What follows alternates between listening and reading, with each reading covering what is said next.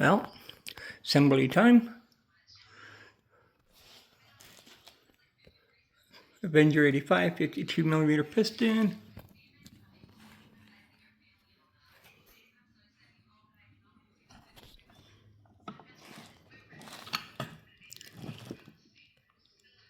YD 85cc. G-clips.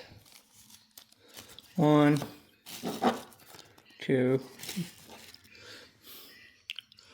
Loctite.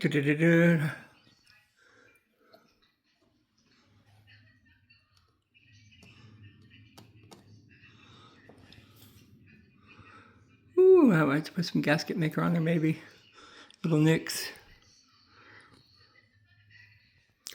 But, yeah. Let's see how can I do this. Wanted to record this while I'm assembling.